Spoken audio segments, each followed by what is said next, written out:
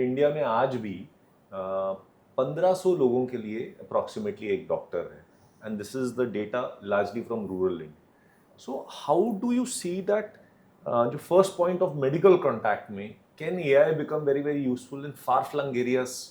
Yes, absolutely. और ये थोड़ा थोड़ा हो भी रहा है. इंडिया में भी इसको एक्सपेरिमेंट किया गया है, जो कि पहले टेलीमेडिसिन था. जी. So telemedicine has a limitation.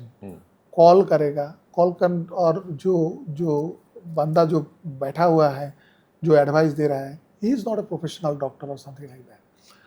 Now एक एआई एजेंट को अगर ठीक से ट्रेन किया जाता है और उसको एक बाउंड्री दिया जाता है और थोड़ा सा ऑटोनॉमी दिया जाता है, तो ये एक छोटा मोटा डॉक्टर जैसा काम कर सकते हैं. तो advice is very very correct advice, and जो प्रॉब्लम है उसको अच्छे तरीके से समझ सकता है.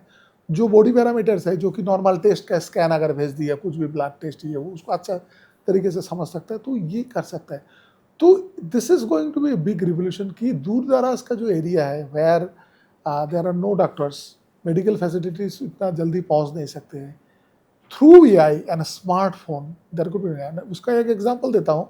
सो last year I represented from here to AI for good for United Nations का जो जेनीवा में होता है.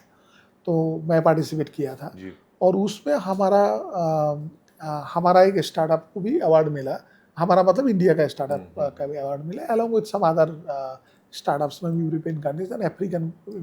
तो इंडिया का जो वो स्टार्टअप था, वो पुणे का एक स्टार्टअप था, जो कि क्या प्रेगनेंसी का जो कॉम्प्लिकेशंस है रूरल एरिया में, वो एक छोटा सा डिवाइस और उसके ऊपर एआई का मतलब एप्लीकेशन लगा के उसने बनाया कि जो अर्ली कॉम्प्लिकेशंस है या जो कॉम्प्लिकेशंस को नॉर्मली इग्नोर करते हैं, बाद में जाकर बहुत ये होता है, मेनली दूर दराज के एरिया में या गांव में जिसमें कि डॉक्टर्स नहीं है, दिखाने नहीं, इतना सुविधा नहीं है, तो उसने किया and it was awarded there in AI for good in United, which is the highest, I mean the one of the most prestigious platform for AI.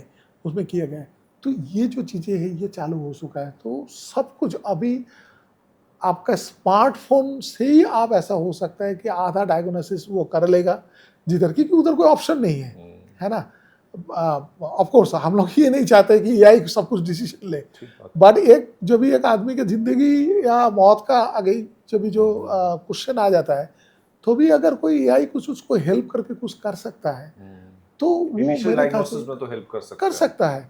क्या मेडिसिन हो सकता है, क्या उसका ट्रीटमेंट देना है, सीपीआर देना है, क्या करना है, क्या नहीं करना है, AI can definitely help and definitely. और ये हो रहा है. तो मैं बोल रहा हूँ ये लार्ज स्केल पे इम्प्लीमेंटेशन नहीं हुआ है, लेकिन as a proof of concept और पायलट ये हो रहा है.